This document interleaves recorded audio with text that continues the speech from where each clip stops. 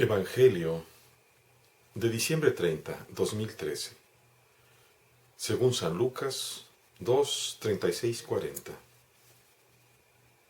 En aquel tiempo había también una profetisa, Ana, hija de Fanuel, de la tribu de Aser, que era ya muy anciana. Había estado casada 7 años, siendo aún muy joven, y después había permanecido viuda hasta los 84 años. No se apartaba del templo, dando culto al Señor día y noche con ayunos y oraciones. Se presentó en aquel momento y se puso a dar gloria a Dios y a hablar del niño a todos los que esperaban la liberación de Israel. Cuando cumplieron todas las cosas prescritas por la ley del Señor, regresaron a Galilea, a su ciudad de Nazaret.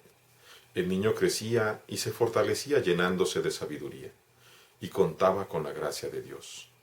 Palabra del Señor, gloria a ti, Señor Jesús. Estamos celebrando, todavía dentro del tiempo de Navidad, ¿qué podríamos decir? Se puede llamar la presentación del niño en el templo, pero básicamente es el momento en el que José y María llevan a Jesús al templo y hacen la ofrenda para su rescate. De acuerdo a la ley de Moisés, todos los primogénitos pertenecen a Yahvé, Dios, y por lo tanto, siendo primogénitos de personas, siendo hombres, tenían que ser rescatados, y se podía ofrecer desde un toro, un cordero, o la ofrenda de los pobres, que es precisamente 2 pichones. Y eso es lo que la Sagrada Familia ofrece por su Hijo único, por Jesucristo, 2 pichones. Vemos también dentro de la obediencia, que es justamente la corona tanto de la Virgen como de San José. Vemos a esta mujer, a esta Ana. San Lucas quiere establecer muy bien que esta mujer es una mujer histórica. Por eso, aunque en aquel entonces no había apellidos, nos dice de dónde era.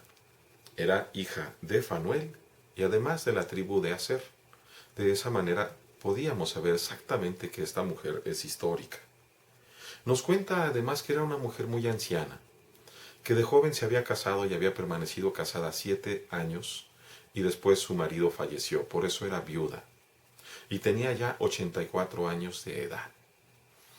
Esta mujer, que permanecía en el templo sirviendo a Dios y alabándolo, con ayunos, era una mujer que mereció justamente el poder llegar a ser profetisa. También el Espíritu del Señor moraba en ella, de forma tal que junto con Simeón habían sido llamados a la presencia del templo para que ellos pudieran dar testimonio de la salvación de Dios en Jesucristo nuestro Señor. Y es de esa forma en la que ella se acerca cuando José y María llevan al bebito Jesús y su ofrenda, llevan a presentarlo al Señor, porque era la ley de Moisés, la ley de Jesús, la ley de Yahvé. Lo llevan y en ese momento se acerca Ana y comienza a profetizar. Y aquí lo importante es justamente, dice, a hablar del niño a todos los que esperaban la liberación de Israel. Se puso a dar gloria a Dios y a hablar del niño a todos los que esperaban la liberación de Israel. La cuestión de la liberación en el tiempo de Israel podía confundirse sencillamente con la liberación de la opresión romana. Los judíos habían vivido en la esclavitud muchas veces. En el momento en el que emigraron por necesidad a Egipto, después terminaron siendo esclavos. Después los asirios los habían vuelto a ser esclavos. Y finalmente los babilonios los habían inclusive deportado y hecho esclavos. Y en el tiempo de Jesús no eran esclavos, pero estaban oprimidos por los romanos. Pero no es esa liberación de la que habla el Señor. No solamente una liberación material, sino mucho más profunda, como lo podemos leer hoy en la primera lectura que está tomada de la primera carta del apóstol San Juan.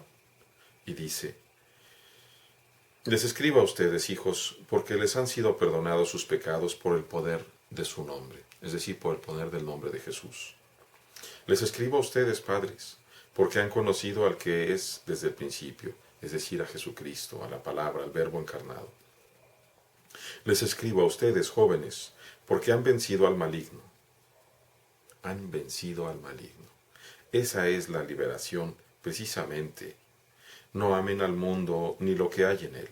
Si alguno ama al mundo, el amor del Padre no habita en él, porque todo lo que hay en el mundo, los apetitos desordenados, la codicia de los ojos y el afán de la riqueza humana, no viene del Padre sino del mundo. El mundo y todos sus atractivos pasan, pero el que hace la voluntad de Dios permanece para siempre. El que hace la voluntad de Dios tiene la vida eterna. Esa es la liberación. Cristo ha venido a liberarnos de la esclavitud del pecado, de la sinrazón, del dolor y sobre todo de la muerte. Ha venido a liberarnos de la tristeza y la desesperación, para indicarnos el camino verdadero de la vida que conduce al amor, en la presencia eterna de Dios, uno y trino.